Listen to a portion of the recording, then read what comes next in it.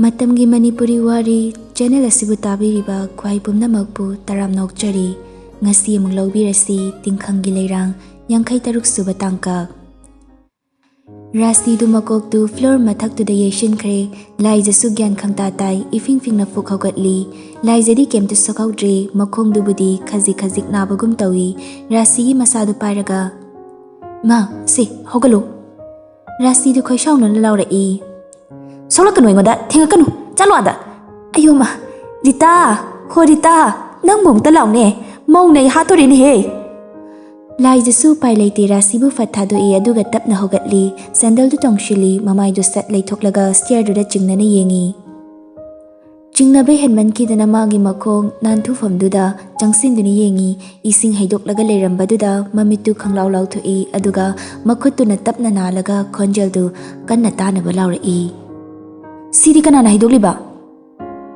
Rasi du mamitu faini yengle i lai jana tawri badu ubada mamitu khanglaw lak thok laga masa du papa kana adu da bukana ni sing haidok te ba hairita nang mom ta thuna la ong ni he ai khwang si tek patari ne Rasi du khanglaw larak pani lai jasu mamai du sat dai thok laga tafing amuk chen silaktuna wai ama phau haidabi rasi gi lengjum du pairaga khangching chingkhatli rasi du lai jagi makutu amuk khakkan kan thu i makutu na makok tu na laga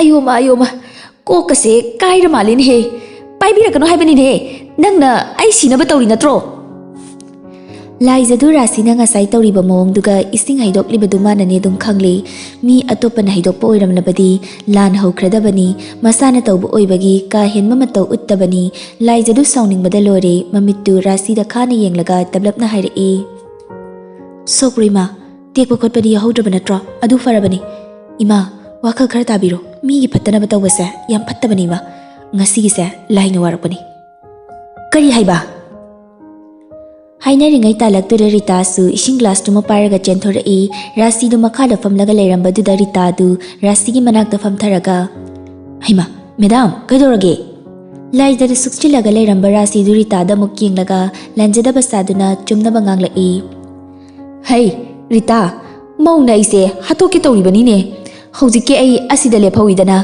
adubu nang hek changkhibaga hingcha bisne ne khangin ilakpada longna tari bani ne is nabana Rita sungak na lai jadi yengi lai jasu tawde haibagum makok to haire e lai jasu nandu hoi ta khradi aseng boina khan khani khanduna rasigi manakta satfam tharaga khudom bithilaga yam takhana haire e ima oida padaba mayam nganglaga ima na chumba sakpadu yaro asi desing haidoglisi kanana no karino ai loina khangi asi desing haidoglisi ima na nate haigiro ima gi seibu nungsi dabagi tawri banatro ima na ibu otpe abo olabasu ai ni yumse thadok chatkani haibidi sukan khalurano ima na nungsi drabasu kaisu kaide dada na ibu nungsi ba pokona de rasi du sat khumla e imai pe ma kaya dai kai ba khangdribano ne hai ngarang dagi ngasi phawada ima na tarok libelan memse aina dada natraga henbada singbudo loina haidorak labadi imungse kangkhong soidana chayani aduni ma job tringaida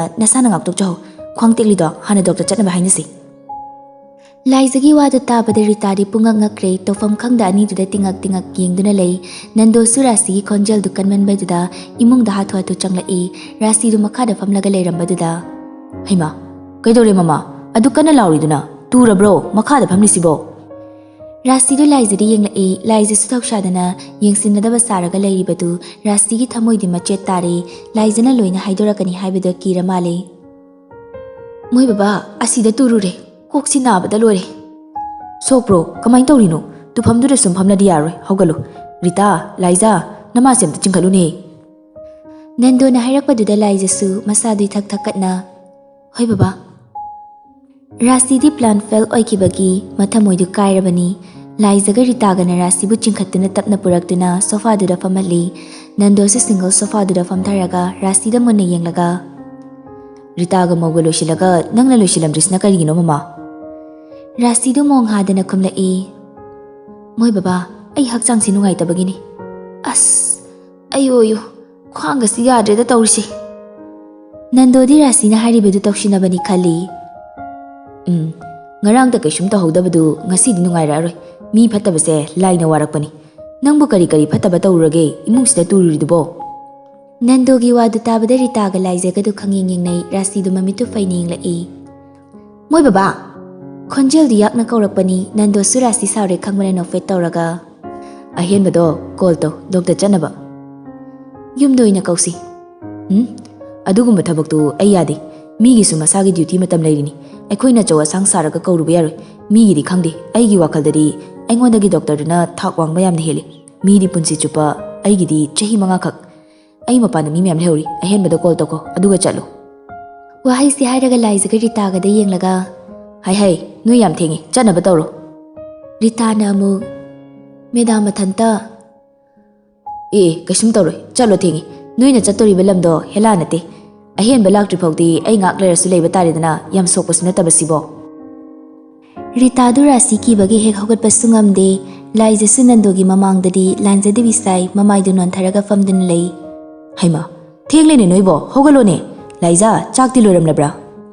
Loiramle baba thiraga thanamlabane. Phare Nando do mamai laithoktuna chatke tawbani achapot hapa basket tu ubada lepkak tawi. Rita acha thaki basket sibu asi khaktarane.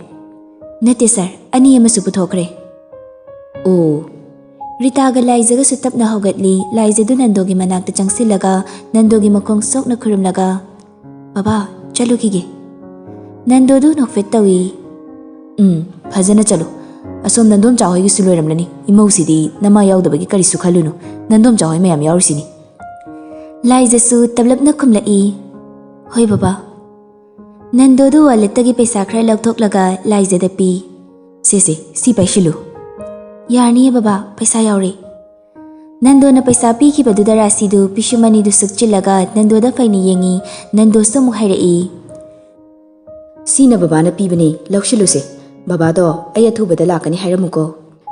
Laizadu lauraroi kalambani Rasigi mityengduda Laizasu Nando na pirakliba paisadu nokmi lawi. Jojo ngatana halo ko. Hoi baba. Rita na cha tha hapliba basket tu pairaga mang thaduna thokre. Laizasu Rasigi mamangda chapleplaga yam usitana kamdawi haibagi matagumna nokmi yenglaga. Ima chalukige. Wahai sika khairam laga Laizadu Rasida khurumlamdabida makhongdo haifet sekli chatkre. Rasidi saubada wangang khidre mayado krakrak chiktuna khangi Nando do Laiza hoi thokibaga Rasidon silaktuna. Mama, mausibu sanalikon amta sikibude nangbu kemte yengsinbidabro. Nando gi wadu tabada Rasido khangpre khangi sauramba pumba mangkre masadu thakna. Khangde khoidi luhongbada magi watana balekridudi mana sidridunadi mapamna thairamlani adunani namong nupido yam ngamkhalakini noina khangdaba aina khangba yam lei adumakti oiramloida mapamdu lairajarasu mapadudi yamna chamna hingjabani adugumba tawgadaba minati ngasai chatlamdaidasu hangaudrene tawrise imawdo ihang chatkre nangna mama oibasi asibog yangsindaba Rasidu machindu paithoklaga mamaidu fat laithokre Nando du makha tarai. Mama, adubu aigi mokse sana likon sidrabasu yam phajaine. Nando gi wadu tabada Rasidu mamaidu khangon onsilaklaga yam sauna. Phajani yam phajani masak phajabisina torokpa lansu adum phajani namau nupisina imung set kharisidi moi babadi khangba nate. Mauna kaidoraba mama. Hoi khoina hairadi thajararoye aikhoidi phattabini mama sabisingduna marolama. Mamangi hokraba wari dubu moina mausida wari sapam thokro. Ayo kwangsi yadreda. Rasidu mabuk fati khangbanina Nando du thawa kaya sade Rasigi pakhun pidabi thawa sadana pocketagi phone du lauthoklaga ahenbada call tawi. Nando gi matawduda Rasidu sauningbada lore amasu magi wa amata tabidabaduda kapli. Imungsida aigi wa amata tabiba nate icha su ngaire mapa su ngaire aibu nusiba amatta leitiye. Noini yamna phana uriba mause hingchabi ne di khangdriye noi kita ngaire khanggadaba. Nando du saurap kumlai. Yam taning deko mama mapana mi yamna leiko nang manim natro maungna phatradi nangna warakpham thoi tumina leyu ai henbada call toge. Asomda Laiza hoisu security gari ama mang tharaga driver tomalgi gari du thaudorai Laizana chatkibadu kendragi mi miyamdu chepta yengna hauri. Chatlamdaiduda marang oibaduda Rita su Laizabu yam yengshiludre hauzik gyan tana gari tongkhalakada Laizana sana macha amakhak chinduna leibadu urure. Hema Laiza nang sana chawdu chilow yadro nangbo. Laizadu kaishum thausadana khumlai. Chilaktrine macha sum chilageda. As kaigino khuk chila uyadro. Ta Tomal gari se mamai amukta lebiu. Tomal su break khangpa fai Laizadu pakhana. Ta Tomal yarni sum thaubiu. Yaradrani bima. Yarni. Tomal su gari du thauba hawi Rita du Laizaron silaktuna. Laiza nang atai khandrabasu sanagi khalu. MLA amagi imungdagi laklaga sana macha amakak siraga chatpadudi mina kari haina khanakini. Adugi su mathakta napamda laklise ngasina hanbani. Laiza su tablapna khumlai. Nine likka sanaga du leramdre adugini. Rita du mamitu khanglaw lauthoklaga. Ha aduk yamba sana du leramdre haba. Neti nangbu kadaida thanambanoba. Nine asigi warise manamani naibiranu mayam loina imang mangnarani. Nine su kanamtada hairakanu aisu kanamtada haidokloi. Sanado upuda thanambani. Nine ai upuda solonba kauramdana lolamdri. Aina ngasai yenglubada leiramdri. Kanana lauribadude.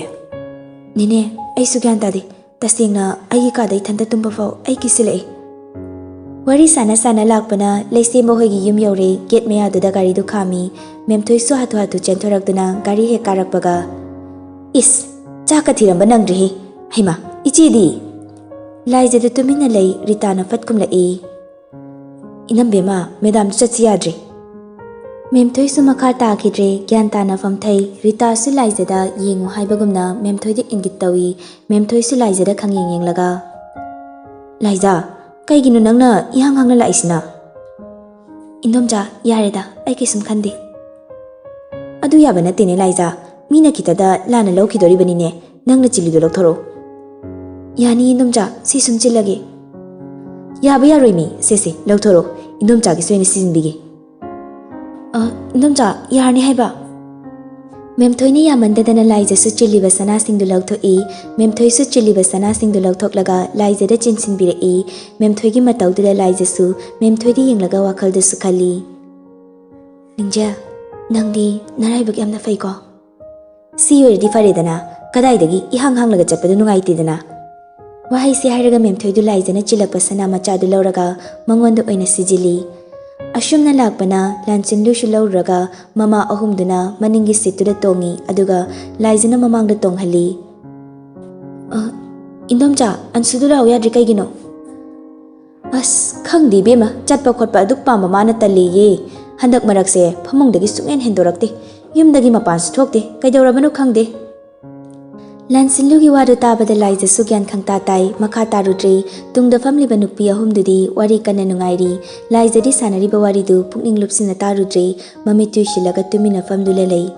Ansugi khanbada su nungaiti adubu karidu pailei ahenba sumagi nungsina jabi leibanina. Laiza di gari tongba yadabaga ngarang di chak ningthina chadabaga gari du lamsang tonglakpaduda masadu patpathai. Laiza hoigi khun yaure memthoina ORS ama leigi haiduna dukan amagi mamangda gari du khamali memthoi du taha taha kumthaki. Laiza su gari du khambaduda mit khangsing singi memthoina taha taha kumthaki baduda. Indomja kai leigino. Asida ORS anta leiruge. Laiza di memthoina thaknabani khandina. Asi hairaga mamaidu tapna leithorakpani moigi gari dugi mamangda sakhidu fat changsilai Laiza gi hek michanai. Mahusadi sakhidu Laiza hek thingnabaga machindu pethokpani ngasidi pethokhidre Laiza da haifet yenglamlaga mamaidu luktharaga dukan mamangdu da changsinki. Laiza su mamaidu lukthaki sakhi su dukan mamangdu da changsilai memthoi leibaduda ngahak tumina lei. Dukan famliba nupiduga memthoiga wari sanaduna leirami sakhi su haifet safet tai. Laiza si mako ngawi masa sisu ichok chok thabadawna tawba aduda ORS ama pithakena tawbani. Ibema haya chargumba yauradi khara pibiro. Dukan phambi nupidu sakhi da haifet yenglaga haigi yauna hairai. Laiza gi oire pitho ini hoina Laiza se yamluna tawbiba mali. Tawi Aikhogidi mause Laizana hanba oibanina icha ningolnaga yaudre onthokna nungsikre. Icha nupaduna luna tawrisidi haikanade ibemo hoisu nongfado koithokpiro. Dukan fami nupiduna hoine koirake haying ipanda oina koirage ꯑꯩꯈꯣꯏꯗꯤ ꯅꯨꯄꯥꯗꯣ ꯍꯥꯟꯅ ꯈꯪꯗꯦ ꯅꯍꯥꯟ ꯁꯥꯌꯣꯟꯕꯒ ꯂꯥꯛꯑꯝꯃꯤ ꯑꯗꯨꯇꯗ ꯈꯪꯂꯤꯅꯤ ꯃꯤ ꯋꯥꯡ ꯆꯥꯎꯔꯒ ꯃꯁꯛꯅ ꯃꯁꯛ ꯐꯖꯔꯤꯕ ꯑꯣꯟꯊꯣꯛꯅ ꯆꯤꯡꯂꯦꯝꯅ ꯐꯖꯈ꯭ꯔꯦ ꯅꯨꯄꯥꯗ ꯅꯨꯄꯥꯅꯤ ꯁꯈꯤꯗꯨ ꯃꯃꯥꯡꯗ ꯇꯧꯈꯤꯕ ꯃꯌꯥꯝꯗꯨꯒ ꯗꯨꯀꯥꯟ ꯃꯃꯥꯡꯗ ꯂꯦꯞꯄ ꯉꯝꯁꯤꯜꯂꯛꯇ꯭ꯔꯦ ꯍꯦꯛ ꯆꯠꯄꯁꯨ ꯉꯝꯗ ꯅꯥꯀꯟꯗ ꯈꯖꯤꯛ ꯊꯩꯗꯣꯛꯇꯨꯅ ꯑꯃꯨꯛ ꯂꯩ ꯃꯦꯝꯊꯣꯏꯁꯨ ꯑꯥꯔꯦꯁꯇꯨ ꯂꯧꯔꯒ ꯏꯕꯦꯝꯃ ꯑꯗꯨꯗꯤ ꯆꯠꯂꯨꯈꯤꯒꯦ ꯁꯤꯗꯩꯗꯤ ꯑꯩꯈꯣꯏꯁꯨ ꯇꯣꯏꯅ ꯂꯥꯛꯑꯗꯧꯅꯤ ꯗꯨꯀꯥꯟ ꯐꯝꯕꯤ ꯅꯨꯄꯤꯗꯨ ꯅꯣꯛꯃꯤ ꯅꯣꯛꯃꯤ ꯍꯣꯏꯅꯦ ꯂꯥꯏꯖꯗꯣ ꯍꯌꯦꯡꯋꯥꯏ ꯐꯥꯎꯕ ꯂꯨꯅ ꯑꯗꯨꯝ ꯇꯧꯕꯤꯌꯨꯀꯣ ꯃꯦꯝꯊꯣꯏꯗꯨ ꯍꯣꯏ ꯍꯣꯏ ꯍꯥꯏꯔꯝꯂꯒ ꯂꯥꯏꯖꯒꯤ ꯊꯣꯡꯅꯥꯎ ꯃꯄꯥꯗꯨꯗ ꯂꯦꯞꯂꯒ ꯂꯥꯏꯖꯥ ꯁꯦ ꯅꯁꯥꯗꯣ ꯏꯆꯣꯛ ꯆꯣꯛꯊꯔꯤꯗꯣ ꯑꯣꯏꯔꯦꯁꯤ ꯊꯛꯆꯤꯜꯂꯨ ꯑꯦ ꯑꯩꯒꯤ ꯔꯣꯏꯟꯗꯣꯝ ꯆꯥꯅ ꯂꯩꯔꯨꯁꯦ ꯂꯩꯗ꯭ꯔꯁꯨ ꯌꯥꯕꯗꯨꯕꯣ ꯃꯥꯅꯤꯅꯦ ꯁꯦ ꯍꯩ ꯑꯆꯥꯔꯁꯦ ꯕꯦꯛꯇꯨꯗ ꯍꯥꯞꯆꯤꯜꯂꯨ ꯅꯀꯣꯛ ꯉꯧꯔꯁꯨ ꯆꯥꯅꯕ ꯑꯁꯤ ꯍꯥꯏꯔꯝꯂꯒ ꯃꯦꯝꯊꯣꯏꯗꯨ ꯃꯅꯤꯡꯒꯤ ꯁꯤꯠꯇꯨꯗ ꯀꯥꯈꯠꯈ꯭ꯔꯦ ꯒꯥꯔꯤꯗꯨꯁꯨ ꯇꯞꯅ ꯊꯧꯕ ꯍꯧꯈ꯭ꯔꯦ ꯁꯈꯤꯗꯨꯁꯨ ꯗꯨꯀꯥꯟ ꯃꯔꯨꯝꯗꯨꯗꯒꯤ ꯃꯀꯣꯛꯇꯨ ꯆꯦꯞꯊꯔꯒ ꯂꯥꯏꯖꯍꯣꯏꯒꯤ ꯒꯥꯔꯤꯗꯨ ꯌꯦꯡꯗꯨꯅ ꯂꯩꯍꯧꯏ ꯂꯥꯏꯖꯍꯣꯏꯒꯤ ꯊꯣꯡꯒꯥꯜꯗ ꯒꯥꯔꯤꯗꯨ ꯈꯥꯝꯃꯤ ꯃꯅꯤꯡꯗ ꯇꯣꯡꯂꯤꯕ ꯅꯨꯄꯤ ꯑꯍꯨꯝꯗꯨ ꯃꯊꯪ ꯃꯊꯪ ꯀꯨꯝꯊꯩ ꯂꯥꯏꯖꯁꯨ ꯇꯞꯅ ꯀꯨꯝꯊꯩ ꯕꯥꯁꯀꯦꯠ ꯑꯍꯨꯝꯗꯨ ꯃꯈꯣꯏ ꯑꯍꯨꯝꯗꯨꯅ ꯄꯥꯏꯈ꯭ꯔꯦ ꯂꯥꯏꯖꯅ ꯄꯥꯏꯒꯦ ꯍꯥꯏꯕ ꯌꯥꯗꯦ ꯂꯥꯏꯖꯅ ꯃꯥꯡ ꯊꯥꯔꯒ ꯃꯈꯣꯏ ꯑꯍꯨꯝꯗꯨꯅ ꯇꯨꯡꯗ ꯂꯦꯝꯅ ꯃꯔꯤ ꯃꯔꯤ ꯆꯪꯂꯛꯏ ꯂꯥꯏꯖꯗꯨ ꯃꯈꯣꯏꯒꯤ ꯌꯨꯝꯗ ꯎꯕꯗ ꯏꯪꯉꯛꯏ ꯌꯨꯝꯗꯨ ꯌꯥꯝꯅ ꯍꯣꯡꯂꯝꯂꯦ ꯐꯛꯂꯥꯡꯗꯨꯁꯨ ꯁꯨꯅꯨ ꯍꯥꯏꯔꯝꯃꯤ ꯁꯨꯃꯥꯡ ꯃꯥꯡꯒꯣꯜꯗꯨꯁꯨ ꯐꯖꯅ ꯁꯦꯝꯖꯤꯜꯂꯝꯃꯤ ꯊꯥ ꯑꯃꯁꯤꯗ ꯑꯗꯨꯛ ꯊꯨꯅ ꯍꯣꯡꯂꯝꯕꯗꯨꯗ ꯂꯥꯏꯖꯗꯤ ꯃꯪꯒ ꯆꯞ ꯃꯥꯟꯅꯩ ꯌꯨꯝꯗꯨꯗ ꯌꯦꯡꯅ ꯌꯦꯡꯅ ꯇꯞꯅ ꯇꯞꯅ ꯆꯪꯂꯛꯏ ꯒꯥꯔꯤ ꯃꯈꯣꯜ ꯇꯥꯈꯤꯕꯗꯨꯗ ꯁꯥꯌꯣꯟꯕꯗꯨ ꯏꯃꯨꯡꯗꯒꯤ ꯆꯦꯟꯊꯣꯔꯛꯏ ꯂꯥꯏꯖꯍꯣꯏ ꯆꯪꯂꯛꯄ ꯎꯕꯗꯨꯗ ꯏꯆꯦ ꯅꯣꯏ ꯂꯥꯛꯄ ꯎꯕꯗꯒꯤ ꯆꯦꯂꯤꯡꯖꯦꯜꯗꯣ ꯃꯅꯤꯡ ꯊꯣꯡ ꯐꯥꯎꯔꯒ ꯆꯦꯟꯈ꯭ꯔꯦ ꯂꯥꯏꯖꯅ ꯈꯨꯝꯕ ꯅꯪꯗ꯭ꯔꯤꯉꯩ ꯇꯨꯡꯗꯒꯤ ꯃꯦꯝꯊꯣꯏꯅ ꯁꯠ ꯈꯨꯝꯂꯛꯏ ꯍꯥꯏ ꯍꯥꯏ ꯃꯥꯅ ꯂꯣꯠꯄꯅ ꯀꯥꯟꯅꯔꯣꯏ ꯉꯁꯤꯗꯤꯅꯦ ꯃꯥꯒꯩꯒ ꯋꯥꯔꯤ ꯆꯞ ꯆꯥꯕꯤ ꯑꯃ ꯁꯥꯟꯅꯒꯗꯧꯔꯤꯕꯅꯤ ꯁꯥꯌꯣꯟꯕꯗꯨ ꯏꯄꯪ ꯄꯪꯅ ꯅꯤꯅꯦ ꯑꯗꯨꯗꯤ ꯀꯧꯔꯨꯆꯣ ꯍꯥꯏꯔꯣ ꯀꯧꯔꯨꯆꯣ ꯆꯠꯂꯣ ꯏꯕꯨꯡꯉꯣ ꯍꯣꯏ ꯅꯤꯅꯦ ꯑꯁꯤ ꯍꯥꯏꯔꯝꯂꯒ ꯁꯥꯌꯣꯟꯕꯗꯨ ꯀꯟꯅ ꯆꯦꯟꯈ꯭ꯔꯦ ꯃꯦꯝꯊꯣꯏꯒꯤ ꯋꯥꯗꯨ ꯇꯥꯕꯗ ꯂꯥꯏꯖꯁꯨ ꯅꯣꯛꯐꯦꯠ ꯇꯧꯏ ꯁꯅꯥꯍꯜꯒ ꯊꯕꯥꯒꯁꯨ ꯊꯧꯔꯛꯏ ꯔꯥꯁꯤ ꯌꯥꯎꯕ ꯎꯗꯕꯗꯨꯗ ꯑꯅꯤꯗꯨ ꯈꯪꯌꯦꯡ ꯌꯦꯡꯅꯩ ꯁꯅꯥꯍꯜꯗꯨ ꯈꯖꯤꯛ ꯅꯨꯡꯉꯥꯏꯖꯗꯦ ꯑꯗꯨꯕꯨ ꯂꯥꯛꯂꯤꯕ ꯃꯌꯥꯝꯗꯨꯗ ꯑꯣꯟꯁꯤꯜꯂꯒ ꯃꯌꯥꯝ ꯌꯧꯕꯤꯔꯛꯑꯦ ꯂꯦꯡꯈꯠꯄꯤꯔꯛꯎ ꯃꯌꯥꯝꯗꯨꯁꯨ ꯃꯔꯤ ꯃꯔꯤ ꯀꯥꯈꯠꯅꯔꯛꯏ ꯁꯅꯥꯍꯜꯅ ꯍꯪꯗ꯭ꯔꯤꯉꯩꯗ ꯃꯦꯝꯊꯣꯏꯅ ꯍꯥꯟꯅ ꯂꯥꯟꯅ ꯂꯧꯗꯅꯕ ꯃꯑꯣꯡꯗ ꯁꯦꯡꯗꯣꯛꯂꯛꯏ ꯏꯆꯦꯗꯨꯁꯨ ꯂꯥꯛꯅꯕ ꯍꯥꯊꯨ ꯍꯥꯊꯨ ꯂꯣꯏꯁꯤꯟꯕꯗ ꯊꯨꯡꯖꯤꯟ ꯃꯌꯥꯗ ꯇꯨꯗꯅ ꯗꯣꯛꯇꯔ ꯌꯧꯈ꯭ꯔꯦ ꯂꯥꯛꯄ ꯉꯝꯗ꯭ꯔꯤ ꯁꯅꯥꯍꯜ ꯅꯣꯏ ꯁꯥꯎꯕ ꯌꯥꯗꯦꯀꯣ ꯁꯅꯥꯍꯜꯗꯨ ꯋꯥꯈꯜꯗꯨ ꯈꯖꯤꯛ ꯌꯥꯡꯏ ꯏꯍꯦ ꯑꯣꯟꯊꯣꯛꯄꯅꯤꯗ ꯏꯇꯩꯃꯗꯨ ꯀꯌꯥꯝ ꯁꯣꯛꯄꯅꯣ ꯌꯥꯝꯅ ꯁꯣꯛꯄꯗꯤ ꯅꯠꯇꯦꯗ ꯊꯕꯥꯅ ꯃꯔꯛ ꯊꯠꯂꯛꯏ ꯑꯗꯨꯗꯤ ꯃꯌꯥꯝ ꯏꯃꯨꯡ ꯂꯣꯏꯅ ꯆꯪꯂꯁꯦ ꯁꯤꯗ ꯂꯦꯞꯄꯁꯤ ꯅꯨꯡꯉꯥꯏꯇꯦ ꯃꯌꯥꯝꯗꯨ ꯏꯃꯨꯡꯗ ꯃꯔꯤ ꯃꯔꯤ ꯆꯪꯅꯈ꯭ꯔꯦ ꯃꯃꯥꯡꯗ ꯔꯥꯁꯤꯅ ꯑꯐꯕ ꯁꯥꯗꯨꯅ ꯂꯥꯛꯂꯝꯕꯗꯨꯗ ꯁꯅꯥꯍꯜꯁꯨ ꯀꯥ ꯍꯦꯟꯅ ꯈꯟꯖꯤꯜꯂꯨꯗ꯭ꯔꯦ ꯑꯁꯣꯝꯗꯁꯨ ꯑꯍꯦꯟꯕꯗꯨ ꯔꯥꯁꯤꯕꯨ ꯗꯣꯛꯇꯔ ꯆꯠꯂꯨꯕ ꯍꯜꯂꯛꯂꯒ ꯑꯟꯁꯨꯗ ꯀꯣꯜ ꯇꯧꯔꯛꯏ ꯑꯟꯁꯨꯗꯨ ꯇꯨꯝꯂꯝꯂꯕꯅꯤ ꯏꯊꯥ ꯊꯥꯖꯗꯅ ꯑꯍꯦꯟꯕꯗꯨ ꯀꯣꯜ ꯇꯧꯁꯤꯜꯂꯛꯄꯗꯨꯗ ꯑꯟꯁꯨꯁꯨ ꯐꯣꯟꯗꯨꯗ ꯃꯨꯟꯅ ꯌꯦꯡꯂꯒ ꯄꯥꯏꯁꯤꯔꯥ ꯄꯥꯏꯔꯣꯏꯁꯤꯔꯥ ꯉꯥꯏꯍꯥꯛ ꯈꯜꯂꯤ ꯑꯍꯦꯟꯕꯁꯨ ꯑꯅꯤꯔꯛ ꯇꯧꯁꯤꯜꯂꯛꯄꯗꯨꯗ ꯑꯟꯁꯨꯁꯨ ꯅꯨꯡꯁꯤꯔꯨꯕ ꯀꯧꯕꯅꯤꯅ ꯄꯥꯏꯈꯠꯇꯕ ꯉꯝꯗꯦ ꯐꯣꯟꯗꯨ ꯄꯥꯏꯈꯠꯂꯒ ꯅꯥꯀꯣꯡꯗ ꯊꯝꯃꯤ ꯍꯜꯂꯣ ꯆꯅꯄꯤ ꯅꯪ ꯀꯗꯥꯏꯗ ꯂꯩ ꯑꯟꯁꯨꯗꯨ ꯏꯇꯟ ꯇꯟꯅ ꯈꯨꯝꯃꯤ ꯌꯨꯝꯗ ꯑꯥꯗ ꯆꯠꯄꯗꯨ ꯌꯥꯎ ꯌꯥꯗꯦ ꯍꯥꯏꯁꯦ ꯀꯩꯒꯤꯅꯣ ꯁꯨꯝ ꯇꯟꯕꯒꯤ ꯅꯁꯛꯇꯣ ꯌꯥꯝ ꯌꯦꯡꯅꯤꯡꯗꯦ ꯇꯟꯕꯒꯤ ꯀꯥꯏꯅ ꯂꯣꯏꯁꯤꯜꯂꯝꯃꯨ ꯑꯩ ꯂꯥꯛꯇꯣꯔꯦ ꯀꯩꯒꯤꯅꯣ ꯍꯥꯏꯁꯦ ꯍꯣ ꯑꯆꯥꯄꯣꯠ ꯑꯝꯇ ꯀꯣꯡꯖꯒꯦ ꯗꯗꯥ ꯑꯩ ꯇꯜꯂꯤꯗ ꯌꯥꯔꯣꯏ ꯌꯥꯔꯣꯏ ꯏꯔꯨ ꯃꯥꯏꯊꯖꯔꯒ ꯅꯤꯡꯊꯤꯅ ꯀꯦꯔꯒ ꯂꯩꯔꯝꯃꯨ ꯑꯩ ꯂꯥꯛꯑꯗꯧꯅꯤ ꯅꯪ ꯂꯣꯏꯁꯤꯟꯕꯗ ꯄꯨꯡ ꯀꯌꯥ ꯆꯪꯅꯤ ꯗꯗꯥ ꯑꯩ ꯏꯃꯥꯁꯨ ꯂꯩꯇꯦ ꯌꯥꯔꯣꯏꯕ ꯀꯣꯟꯅ ꯆꯥꯔꯁꯦ ꯉꯥꯏꯍꯥꯛꯇꯪꯅꯦ ꯀꯨꯏꯔꯣꯏ ꯑꯩ ꯁꯣꯝꯗ ꯍꯥꯟꯅ ꯆꯠꯂꯨꯔꯒꯦ ꯑꯗꯨꯒ ꯅꯪ ꯂꯧꯕ ꯑꯃꯨꯛ ꯂꯥꯛꯑꯒꯦ ꯍꯦꯛ ꯂꯣꯏꯁꯤꯜꯂꯝꯗꯕꯗ ꯁꯨꯡꯀꯧ ꯀꯧꯅꯔꯣꯏꯗꯕꯅꯤ ꯊꯝꯂꯒꯦꯀꯣ ꯊꯨꯅ ꯂꯣꯏꯁꯤꯜꯂꯝꯃꯨꯀꯣ ꯑꯁꯤ ꯍꯥꯏꯔꯒ ꯑꯍꯦꯟꯕꯗꯨ ꯐꯣꯟꯗꯨ ꯐꯠ ꯀꯛꯈꯤ ꯑꯟꯁꯨꯁꯨ ꯃꯈꯥ ꯇꯥꯕ ꯅꯪꯍꯧꯗꯦ ꯐꯣꯟꯗꯨꯗ ꯃꯨꯟꯅ ꯌꯦꯡꯂꯒ ꯋꯥꯈꯜꯗꯁꯨ ꯈꯜꯂꯤ